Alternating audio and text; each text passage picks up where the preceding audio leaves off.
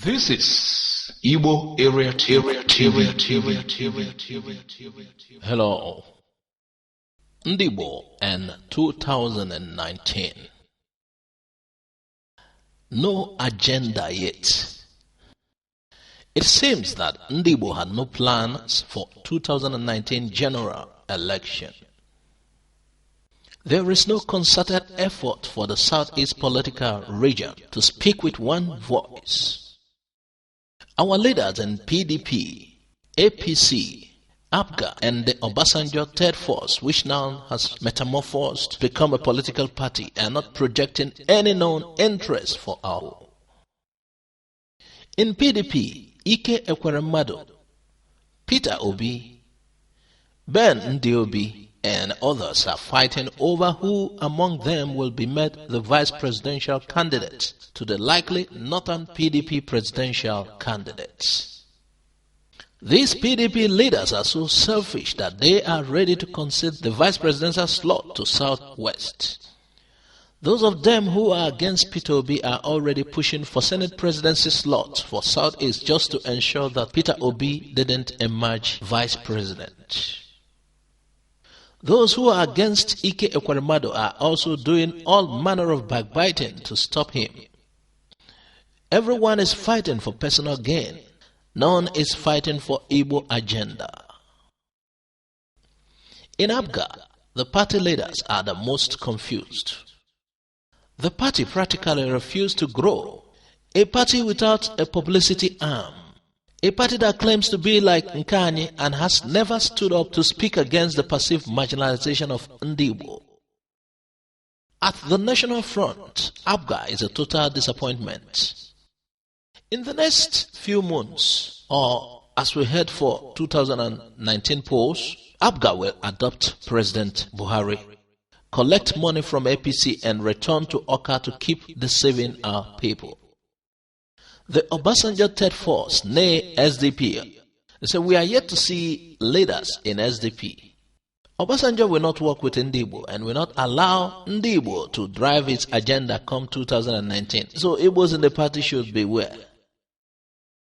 And the ruling party, I won't talk much about Ndibo in APC. The World Congress has shown that our leaders in APC are bunkum. I will end with this picture showing Okorocha and Ojo Okalo at an APC function.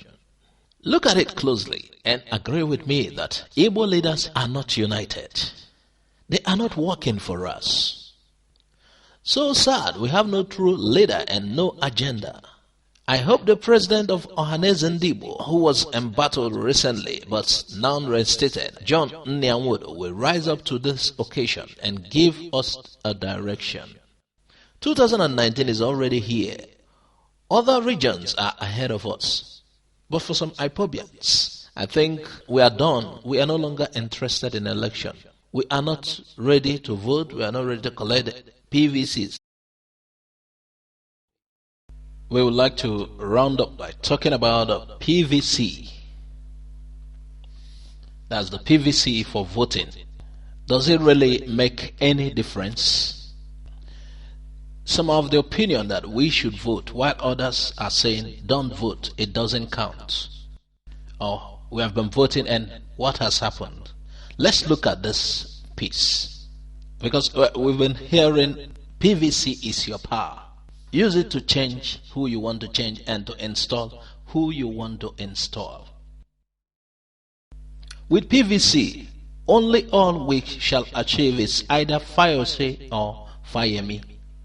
That's voting in Fayose or Fayemi, voting out Fayose or Fayemi, Ekiti, Amaechi or Abe, Amaechi or Abe, that's Senator Amaechi or Abe, that's Rivers, and maybe El-Rufai or Shehu Sani in Kaduna, El-Rufai or Shehu Sani in Kaduna.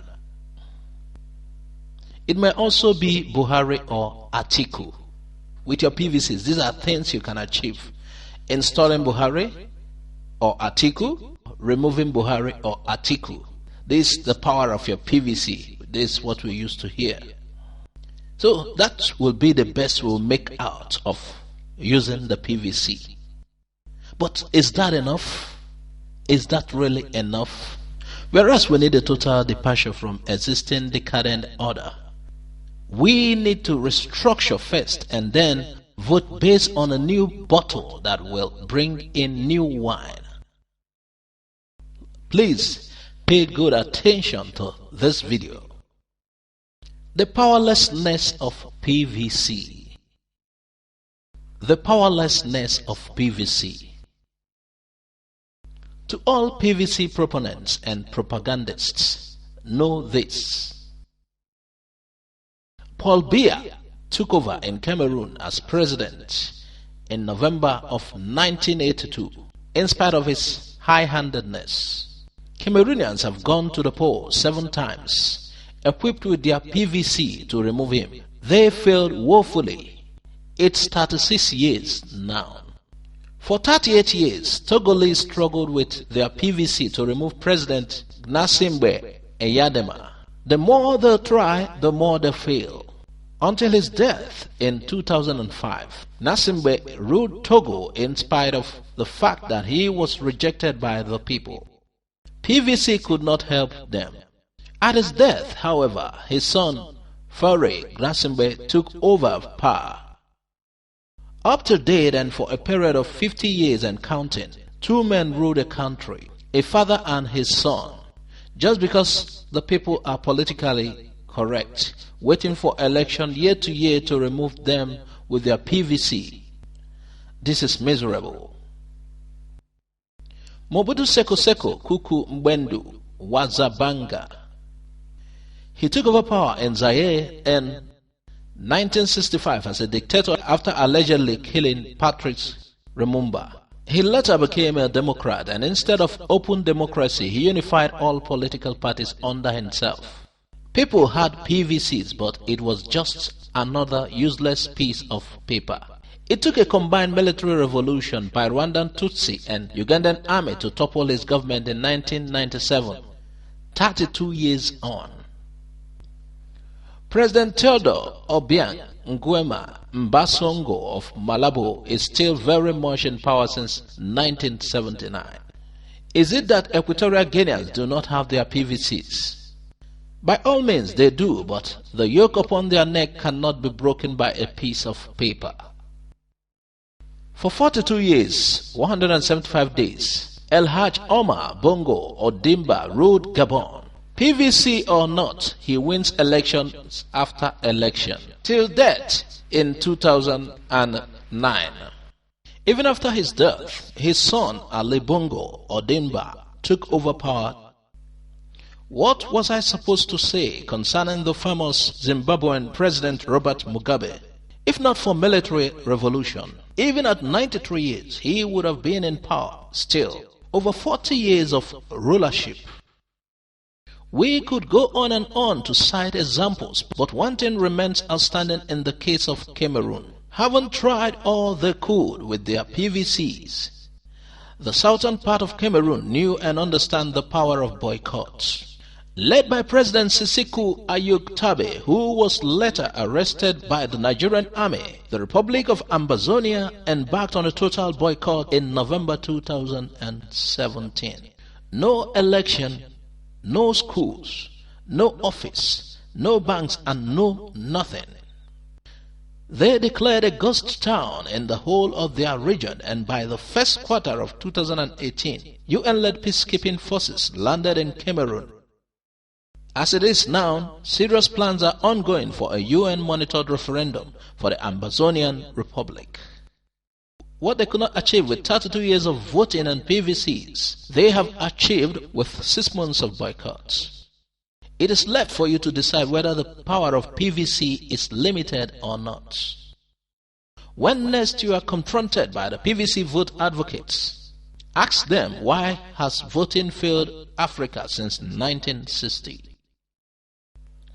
It's civil disobedience and resistance that weakens despots and tyrants, not votes and PVCs. Tyrants are even more afraid of boycott than they are of a revolution. They can crush revolutions, arrest the ringleaders, tag them treasonable felons, and eliminate them, but they have no antidote to a successful boycott. Do you want to shake tables? Boycott is the fastest, cheapest, safest, painless, and loudest route.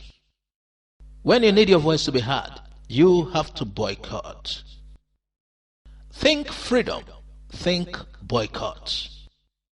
Don't be fooled or coerced into mistaking a tyrant for a Democrat or a Buhari for a Jonathan. Do not look at 2019 through the prism of 2015. Your votes didn't count then and definitely will not count tomorrow. You didn't vote out Jonathan and certainly cannot vote out Buhari. Do not mistake countries where institutions are strong for the kind of what we see here. Voting works where institutions are strong and independent of the central government, not in evil forest, not in a nigger area.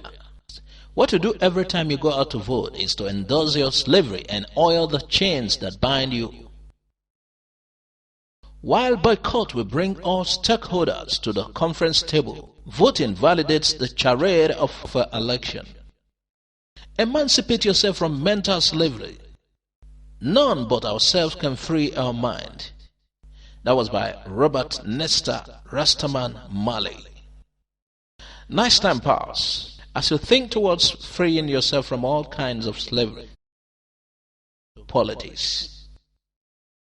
Meanwhile, in our town's meeting, first Sunday of May, there was a discussion that arose about the PVC thing, and the chairman of the meeting asked us all to register, that there's a way it can be done. We wouldn't have to vote here. After registering, it will be transferred to the east, so that our voting power will be concentrated in the eastern Nigeria. He made some fine points. He said, it is not about the PVCs, but somehow it is about the PVCs.